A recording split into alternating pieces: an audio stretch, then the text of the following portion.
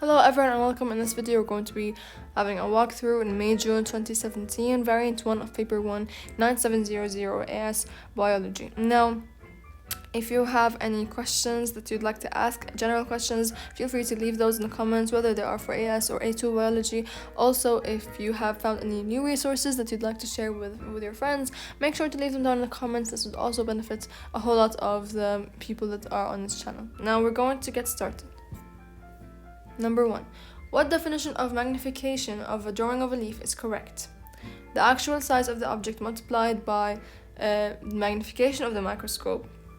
Okay, this is wrong, because if you know what the magnification is, you know that actually there is a formula for magnification, and that is image length over actual length, so there is division, not multiplication, so we can immediately cancel out this option. Okay, for letter B, the difference in size between an actual object and the drawing of an object. Now, if you ever studied mathematics, you'll understand that difference actually means subtraction. So when you say difference in size, you're really subtracting the actual length from the length of the drawing. And this is not what magnification is. As I mentioned, it's actually the size in comparison, which we can see here. It is letter D, the size of a drawing of a specimen in comparison to the actual size. Now, the increase in size of an object when observed using a microscope, well, not all microscopes actually zoom in. Okay, sometimes we can zoom out using microscopes, which makes it such that the image length is actually smaller than the actual length, and so we cannot say the increase in size because it's not always correct. We can say, however, it's the size of the drawing in comparison to the actual size. This is what we do. We divide this by that. We compare this to that, right? Now we move on. Number 2. The electron micrograph shows part of 2 cells.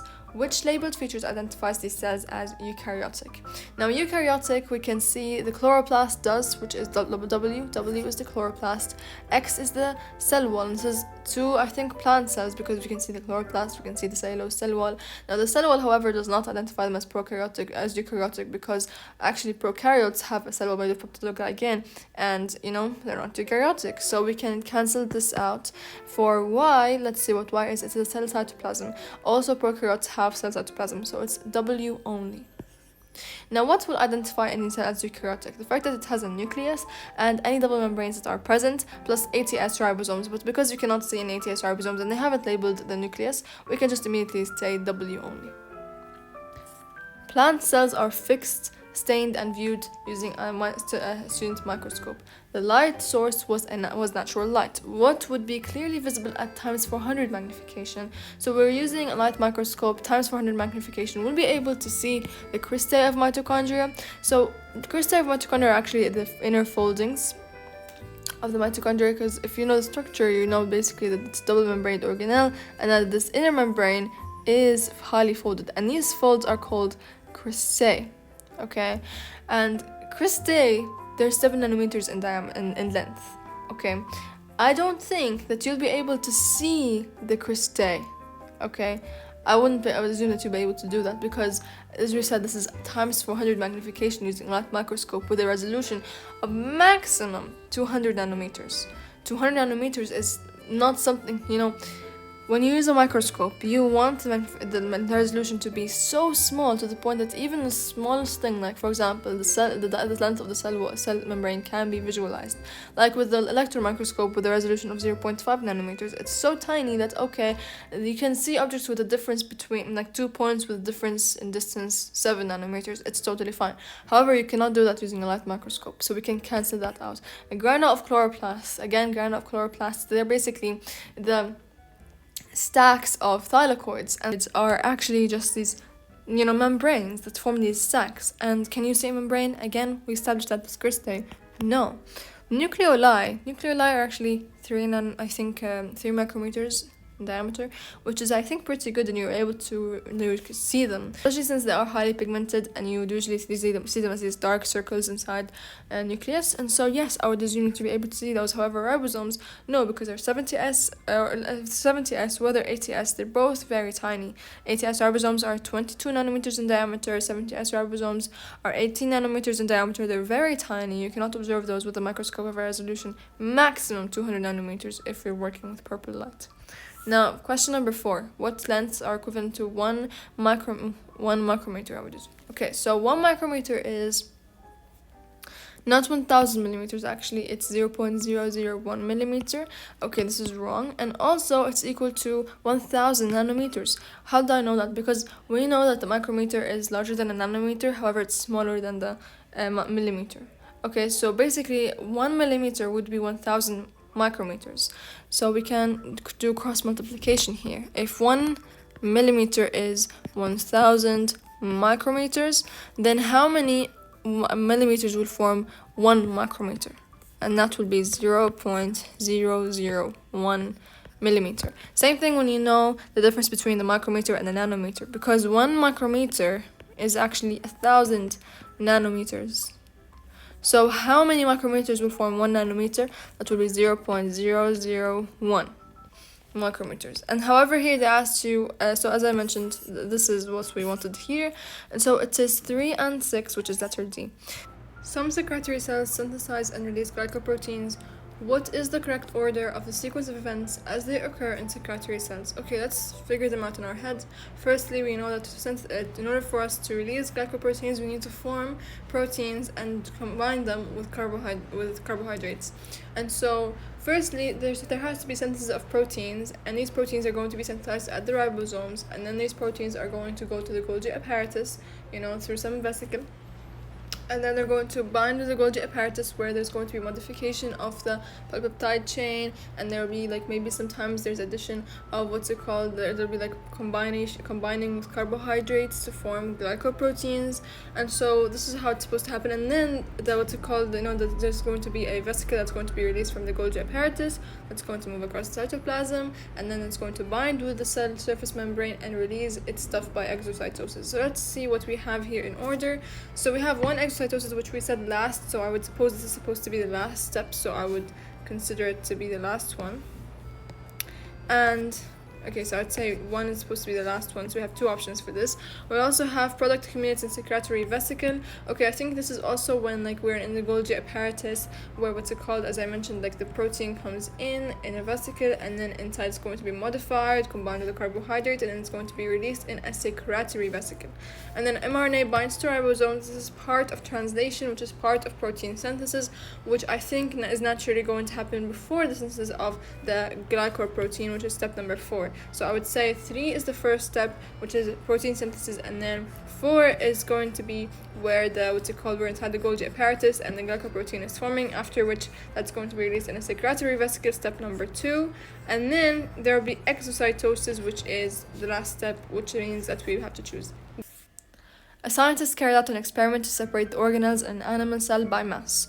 The scientist mixed the cells with a buffer solution which had the same water potential as the cells. He then broke the cells open with a blender to release the organelles. The extracted mixture was filtered and then spun in a centrifuge at a speed to separate the heaviest organelle. This sank to the bottom, forming solid pellet 1. This is centrifugation. We can see we are separating the organelles based on their masses. And so the first pellet should be obviously the nucleus, because it's the heaviest. The liquid above pellet 1 was poured into the clean centrifuge, so we're separating solid pellet 1 from the liquid, such that we can carry out this centrifugation again, however separate the next heaviest organelle at a higher speed to separate the next heaviest organelle. The organelle sank to the bottom to form a solid pellet 2. He then repeated the process twice more to obtain pellets 3 and 4, each containing a single organelle. What is the function of the organelle extracted in pellet 3? So we have to make sure it's not, the function of the nucleus, and let's see the options and then judge. So first we have digestion of old organelles. So this is the function of the smooth endoplasmic reticulum. Okay, and it could be pellet 3. We don't know what are the organelles listed here. So here, smooth endoplasmic, we can just write this down. Smooth endoplasmic reticulum. Production of ATP is the mitochondria, and we know mitochondria are heavier than smooth endoplasmic reticulum, considering the double membraned organelles. They're larger in size. Synthesis of mRNA, this is the function of the nucleus, which we mentioned was pellet 1. And synthesis of proteins, this is the ribosome. And obviously the ribosome is going to be the smallest one, so it's going to be pellet 4. This is pellet 1. We established this is heavier than this, so this is going to be pellet 2. And here we have pellet 3, therefore A is the answer. 7. What is the general formula of amylopectin? Amylopectin is a polysaccharide, and we know that it's formed from alpha glucose molecules. Alpha glucose has the formula of C6H12O6. And so what we can see here is we have the option as C6H12O6N, meaning that it is formed of multiple alpha glucose. However, this is not what we're going to choose. We're going to choose letter D, and that's because it says H10O5. Considering that during condensation, water is going to be lost. Condensation is basically the formation of bonds, covalent bonds, by the loss of water. And so basically here we lose water, and we know the formula for one water molecule is H2O. So we lost two hydrogen, one oxygen, hence it is C6H10O5N. So which statement describes how the molecular structure of starch is suited to its function? Amylose has a branch structure, and amylopectin is coiled to give a compact molecule for transport. Well, amylose does have a branch structure, however amylose does not have a branch structure. It has the coiled structure, and amylopectin has the branch structure. In the breakdown of amylose and amylopectin, many condensation reactions release stored energy. As I mentioned before, condensation is the formation of a covalent bond by losing water, not the breakdown. Breakdown is known as hydrolysis, and hydrolysis is going to release energy, so this is a wrong statement alongside this one. Now, in the formation of amylose and amylopectin, many hydrolysis reactions allow the release of stored energy. Energy won't be released during condensation, it will be used up. And hydrolysis is the breakdown of a covalent bond using water, so this is not going to be the formation. The amylose-amylopectin complex is insoluble and does not affect the water potential of the cell. Perfect. This is how it's suited to its function. A whole lot of the molecules like starch, and a whole lot of amylose and amylopectin can be stored inside the cell without affecting its water potential, and so it can be used as a storage molecule for energy. Moving on. Cows and whales are mammals that produce milk to feed their babies. Newborn whales grow faster than newborn cows. The milk of both cows and whales contains saturated fatty acids with different chain lengths. Interesting. Now the table shows the percentage of saturated fatty acids of different lengths in a cow and whale milk. So we have to focus very much on tables, okay? Many students lose a lot of their marks just because they did not read the headings well. Sometimes they don't even read the headings at all. So let's see. Chain length of saturated fatty acids. And we can see here number of carbon atoms. So we've got a range of 4 to 12 here, and then 14, 16, 18, and more than 18. So it keeps on increasing the length of the saturated fatty acid chain. Okay. And then percentage of saturated fatty acids in milk, and here percentage of saturated fatty acids in milk, we can see that in a cow we have more saturated fatty acids that have this length. Actually, we only have this length in cows, we don't have it in whales. We have 13.8, so this is more in whales than in cows. Basically, saturated fatty acids with this length, and again same thing for whales and whales and whales until basically 18. We can see it's concentrated in cows. So let's see which statement about the ratio of short fatty acids to long fatty acids in the milk of cows and whales is correct. So the ratio of short fatty acids from this point to this point to long fatty acids, these two, is correct in whales and cows. So we've already established that there are certain lengths that are available in whales and certain lengths that are greater in cows. Let's see what they have to say. The ratio in cow milk is higher because young cows need more energy than young whales. Now this does not make sense because he's talking about the ratio of short to long, meaning that if you have a higher ratio, you have more short fatty acids than you have long fatty acids, right? And short fatty acids will not provide as much energy as long fatty acids will, okay? Because the longer the fatty acid chain is, more hydrolysis is going to happen, more energy will be released. So this does not make sense. Why would the ratio be higher if they need more energy? That should be the opposite. The ratio should be lower if they need more energy. So this is wrong. The ratio in cow milk is lower because young cows need less energy than young whales. As I mentioned here, the ratio in cow milk is lower. That means they need more energy because, as I mentioned, if the ratio is lower, that means they have more long fatty acids, meaning they need more energy. Again, it's wrong. The ratio in whale milk is higher because young whales need less energy than young cows. Okay, let's see if the ratio is lower. Okay, now the statement is correct. However, does it match with the stuff that we have in the table? Okay, so we can see that the ratio 4 to 16, if we want to calculate this, we don't need to calculate this. The percentage of saturated fatty acids in milk for whales, basically from short to long, is actually lower than cows, and that's based on the huge numbers over here, like for basically such huge numbers over here. However, here we have 0, then 13.8 and 27.9. That does not add up, right? So obviously we have a higher ratio over here. However, this is wrong, but the statement overall is correct, because if you have a high ratio, meaning this means that you need less energy, but based on what we have in the table, this is wrong. Actually, they have a lower ratio because they need more energy, which is exactly what option D states. Question number 10. The structure of phospholipids and triglycerides includes the following. Which structure enabled the formation of a lipid bilayer in the cell surface membrane? Okay, so glycerol linked to fatty acids. Now, the formation of the lipid bilayer depends on, basically the hydrophilic and hydrophobic parts, basically, and, the hydrophobic interactions and everything. So what we care about here is not whether they're saturated or unsaturated chains, or not whether there's glycerol or not. The importance is basically the hydrophobic fatty acid chains and the hydrophilic phosphate heads. However, they only mentioned, specifically 2, so I'm going to choose letter D. Now, the diagram shows the molecular structure of a polypeptide. Now, which molecule would result from the complete hydrolysis of the peptide? Let's see. So we know that the hydrolysis points are the points of the peptide bond, and you have to be able to identify the peptide bond. This is a peptide bond over here, okay? CN bond, another peptide bond over here, okay? And basically we can see it's a dipeptide, so we should end up with, this is actually a tripeptide because we have 2 bonds, so showing that we have 3 amino acids forming it. But which molecule would result from the complete hydrolysis of the peptide? So let's look. So considering it's going to be broken down at this point, then we should have C, and this should be identical here. However, this is not identical. We have an extra CH2 group, so this is wrong. Let's move on. Let's compare the first one. And this is correct. C, okay, perfect. So the first one is right. Let's look at the second one. So it's supposed to have CH2. However, they added this OH group here for no reason. So this is a wrong option as well. So we can cancel this out. Let's move on to letter C. We can see that this is overall right. Let's look at this one. We do have what we need here. Okay, and the last one, CH3. Okay, so here we're supposed to have, so here it's supposed to be C and then N and H. Perfect, and yes, this is correct. So letter C is right.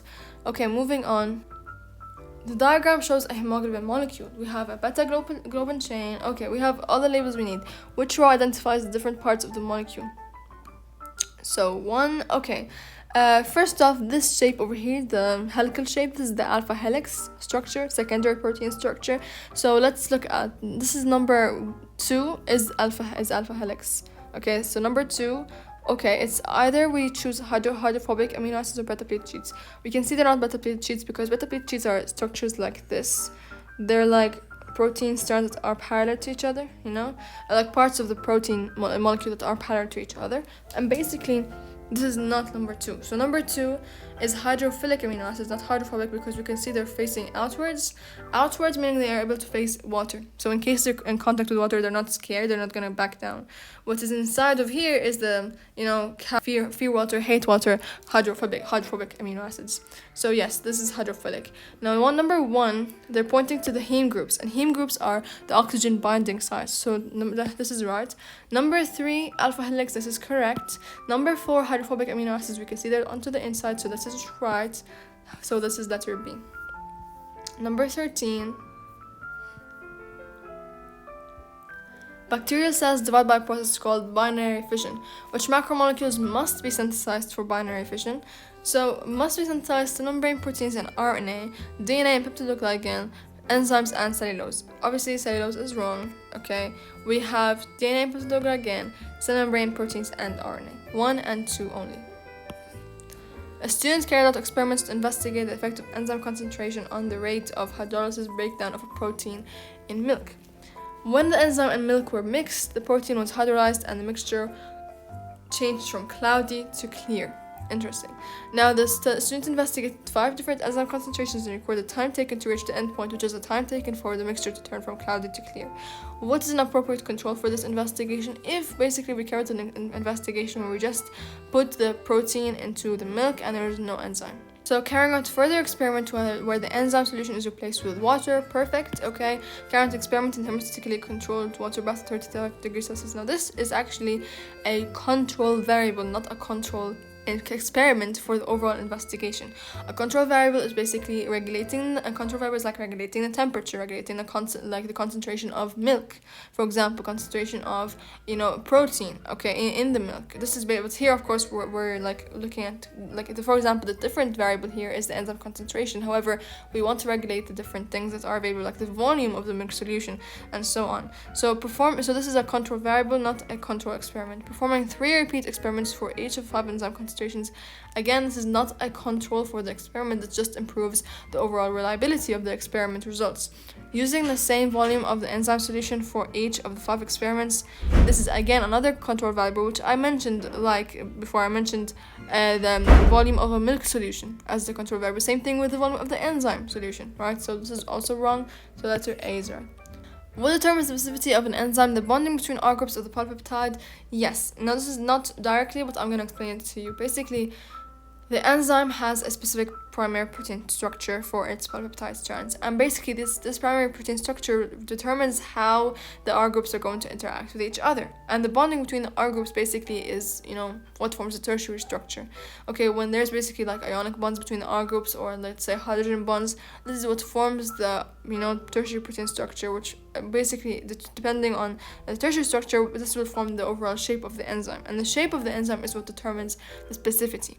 The shape specifically of the active site. If it is complementary, it has to be complementary to the substrate, and it's only complementary to its substrate, and hence it's specific. Okay, and so basically the bonding between R groups of the polypeptide, yes. Okay, the optimum pH of the enzyme, no, this is just another specific characteristic of the enzyme. It does not determine the specificity. The peptide bonds between amino acids of the polypeptide, actually, peptide bonds have nothing to do with tertiary structure. They only have to do with primary structure. Yes, I mentioned primary affects tertiary, but not in this manner, because all proteins and all enzymes have peptide bonds. This does not mean that they're all specific to the same substrate, right? So this is wrong. The shape of the substrate molecule, no, the enzyme is specific to the substrate. However, the shape of the substrate does not change the overall shape of the enzyme. As I mentioned, specificity comes from the shape of the enzyme, which is always supposed to be the same. Okay, and yes, maybe we have induced fit hypothesis and the enzyme is going to change slightly in shape, but it actually is meant to change in this specific way. It stays specific. Okay, so this is wrong. C. Okay. The graph shows the effect of temperature on the rate at which the enzyme in a biological washing powder digests and removes fruit juice stains. Which statement explains the shape of the graph at temperatures higher than X? So we can see that temperature X here is the optimum temperature for the enzyme, after which the enzyme is denatured, and so the rate of the reaction is decreased. He says then, at which statement explains the shape of the graph at temperatures higher than X? So I'd expect explanations like, this is the optimum temperature, after which the enzyme is denatured, there will be change in tertiary structure, there will be change in the active site, it's no longer complementary to the substrate, and therefore the rate of reaction is going to decrease. Let's see what they have here. Number 1, bonds are broken between the R groups of the amino acids in the polypeptide chains of the enzyme. That is true. Actually, that is the reason why the tertiary structure is going to change, because, for example, hydrogen bonds between the R groups of the amino acids that they are going to be forming the tertiary structure are going to just break, and this results in the change of the shape of the active site of the enzyme. So obviously it's no longer complementary to the substrate, and there will be no more successful collisions. Number 2, there are more collisions between the enzyme and substrate. The temperature does increase, and so there is an increase in kinetic energy. So I could see why some people may think, okay, yes, that is going to happen, but it's not the explanation for why the rate is decreasing. Because usually, obviously, when we talk about enzyme and substrate, when there are more collisions, there should be more, there should be an increased rate of reaction. But it's not true, because there are less successful collisions, since the enzyme active site has changed in shape, and so they're not actually binding together. They're just colliding pointlessly, and therefore 2 is wrong. Okay, question number 3, the tertiary structure of the enzyme is altered. The tertiary structure is altered, of course, and the shape of the active site and the substrate are no longer complementary. That is, of course, true. That's the reason that the collisions are not successful anymore, and therefore the answer here is 1, 3, and 4. What describes a carrier protein in the cell surface membrane? A glycoprotein that is found on the outer surface of the membranes, allowing cell recognition. Now, a carrier protein is not found on the outer surface of the membrane. It's found within the cell surface membrane. Okay, a glycoprotein is involved in moving substances through the membranes by both active and passive transport. That is a correct statement. Okay, let's look at the other ones. A protein that allows the attachment of signaling molecules which brings about change within the cell. This is a receptor, not a carrier protein. Some carrier proteins have receptors on them. Doesn't mean that this statement is the most correct one.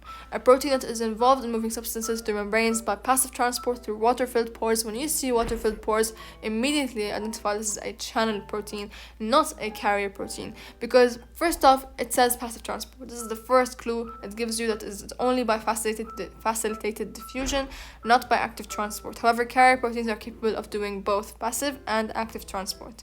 Water-filled pores show that it's like a channel protein, so this is wrong. That's letter B.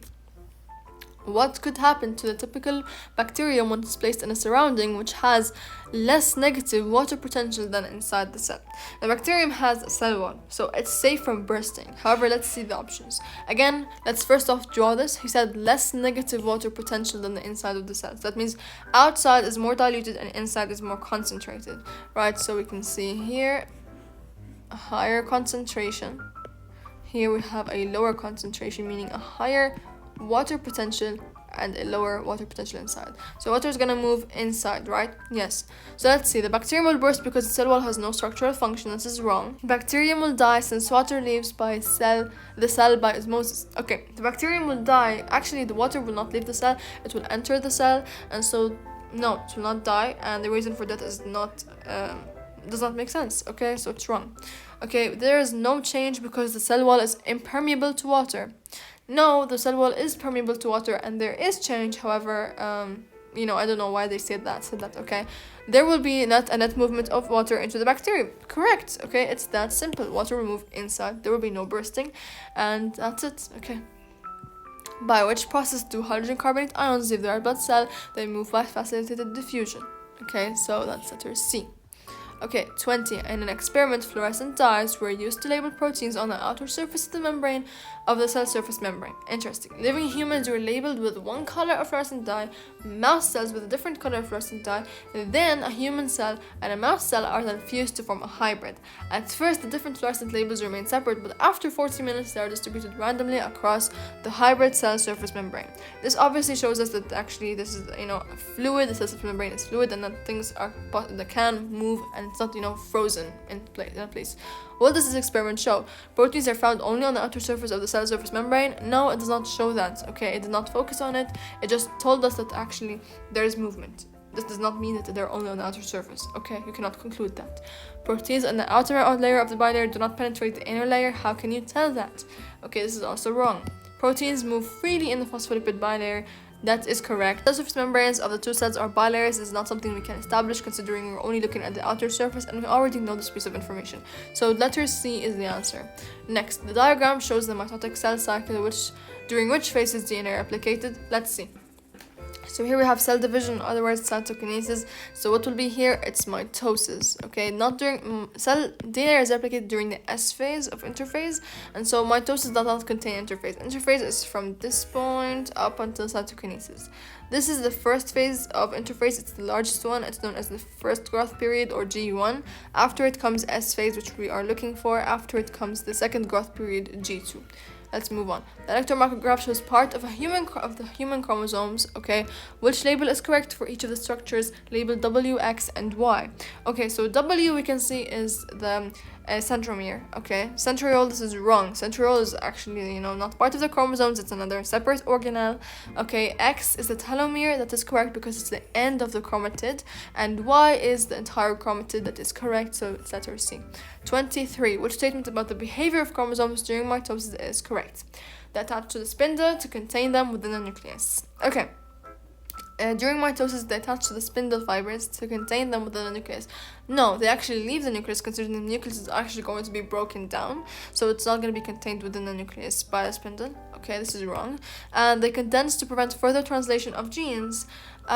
Yes, you can say so, but this is not the main point here. They reach the poles of the cell and this is not during mitosis actually. This is during the S phase. This is during prophase. They do condense during prophase and during G2. They condense to prevent further translation of genes. Okay, let's look at the other options. They reach the poles of the cell and become longer and thinner. This is during telophase. Okay, they replicate to produce sufficient DNA to form 2 new nuclei. This is during S phase, which is not part of mitosis. So this is what I'm going to be choosing. Okay, basically letter C. Okay, what is the smallest unit of DNA molecule that can be altered by a mutation and cause a change to the coding of a polypeptide? Okay, the smallest unit of a DNA molecule is always a nucleotide. Never choose a base or a codon or a gene. The first off, codon does not make sense because it's made of multiple nucleotides. Okay, gene is not the smallest unit. The smallest unit is what forms the gene. Okay, and gene is part of the DNA. Base is not the smallest unit of DNA, because if you put multiple bases together, you won't get an entire DNA molecule. If you put multiple nucleotides together, you will. Okay, 25. Which statements about tRNA are correct? Contains base pairing, contains hydrogen bonds, is single-stranded. Okay, about tRNA, well, we can see basically that tRNA does contain base pairing, and that's basically at these points. We know that the RNA has this cloverleaf shape, and in order to have this type of shape, which has a lot of folding, it needs to have base pairing, which is by hydrogen bonds, obviously. It's single-stranded, that is correct, because all RNA is single-stranded, so A, 1, 2, and 3. The table shows the role of 4 different proteins involved in DNA replication, which shows the function of these proteins. Okay, the role: helicase unwinds the parental DNA double helix. Okay, topoisomerase breaks and rejoins the DNA strands. Single strand binding protein binds to separated DNA strands to stabilize them. Yes, in order to prevent basically the DNA strands from binding again to each other. Okay, which is going to stop DNA replication. DNA polymerase synthesis of strand of DNA. So let's see. We have helicase adds DNA nucleotides to the 3. This is the function of DNA polymerase. Okay, so we can see it's found here in letter B. Let's continue. Enables tension caused by unwinding to be released. By unwinding to be released. However, it unwinds the parental strand. So I suppose basically that it's I think, yes, okay, so make strands available as templates because it unwinds them. However, topoisomerase is going to break and rejoin strands, so that enables tension to be released. That is correct. And then here, single-stranded binding protein prevents the original strands from reforming complementary base pairs. Correct. DNA polymerase adds DNA nucleotides to the 3' ends of a growing polynucleotide strand. Correct, which is letter D. Now, 27. Which type of sugar and which type of bond are found in a DNA molecule? Type of sugar in DNA molecule is a reducing sugar because it's a monosaccharide, and all monosaccharides are reducing. It's known as deoxyribose. Okay, it's a monosaccharide and it has 5 carbon atoms. It's a pentose sugar. Okay, type of bond is hydrogen bond. We don't have any peptide bonds in DNA. We have phosphodiester bonds, but they do not mention those. We do not have glycosidic bonds. We do not have hydrogen bonds. We only have hydrogen bonds and phosphodiester bonds. Now, the diagram represents transverse sections of 3 plant organs. Which row is correct for phloem? Okay, so let's see. The phloem is on the outside in the root.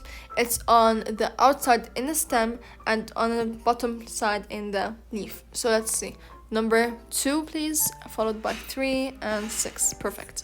Okay, sucrose moves from a phloem sieve tube element into a root cell, which changes to the water potential and volume of a liquid in the phloem sieve tube element are correct. So again, it moves from the phloem sieve tube element into the root cell. So out of the phloem sieve tube element, meaning increasing its water potential. Okay, and volume obviously is going to decrease because the liquid is leaving, right? It's leaving, so obviously the volume of liquid is going to be decreasing. However, the water potential will become higher. Number 30. Which statement will explain what about water movement in plants are correct? Water can pass through cellulose cell walls. That is correct.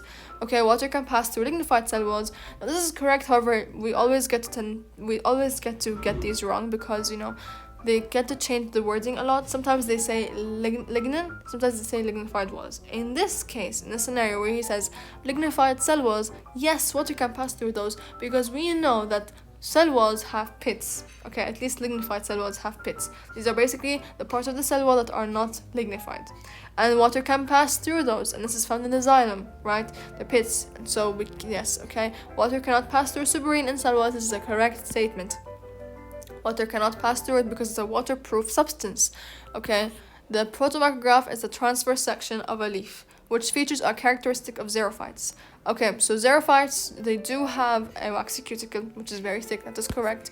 Okay, all plant cells actually have a vascular bundle, so I would not choose 4. All plant cells do have spongy muscle. I would not choose 3. Number 2, trichomes. Yes, it is characteristic. Number 1, sunken stomata. Yes, it's characteristic. So 1, 2, and 5. Letter C. 32, a maize crop is successfully growing in a field in which the water potential of the soil is minus 40 kilopascal. What is most likely water potential of the cell sap in the root hair cell? Okay, so we know that the root hair cell must be more concentrated than the soil, because then water can enter into the root hair cell, right? So to maintain this water potential gradient, it always has this really highly concentrated cell sap. Okay, so in order to be, more concentrated, it has to be more negative, so choose the more negative option. The contraction of the heart is coordinated through electrical impulses passing through the cardiac muscle. What is the correct order of part of the sequence of these impulses? Right and left atrium to the okay, let's look at this. First, we know that the impulse is going to start in the from the sinoatrial node. Okay, from sinoatrial node to the right and left atria, that is correct. Okay, and then to the percuying tissue, no, actually from the right and left to the atrioventricular node, which passes it to the percuying tissue. So this is letter B. Which features enable the aorta to withstand ventricular systole? Collagen fibers and elastin fibers. Okay. Which features will enable the aorta to stand such high pressure is the fact that it has such thick walls. Okay, so endothelium and smooth muscle, obviously not the endothelium, so just cancel out any option with endothelium. Collagen and smooth muscle, yes, however, it has more elastin fibers than smooth muscle, and I would say that it's not smooth muscle, it's more elastin, because it's able to stretch and so basically reduce the pressure inside of it, and this is because of the elastin fiber. Question 35, which row is correct for the pulmonary artery? Blood carried is deoxygenated, lumen size is small, muscle and wall is thick. Okay, the graph shows the oxygen dissociation curve of adult oxyhemoglobin in different carbon dioxide concentrations. Percentage that we can read here: percentage saturation of hemoglobin with oxygen, partial pressure of oxygen. Okay, which condition could change the shape of the curve 1 to shape of curve 2? So here obviously we can see that maybe you can decrease the pH, you can increase the carbon dioxide concentration, which in turn decreases the pH. You can, let's see. Okay, so high carbon dioxide concentration causing a decrease in pH, obviously correct. Okay, so moving on. Which characteristic of human gases exchange surface and lungs maintains the necessary concentration gradients for carbon dioxide and oxygen? To maintain a concentration gradient, we need the good ventilation. Okay, that is A.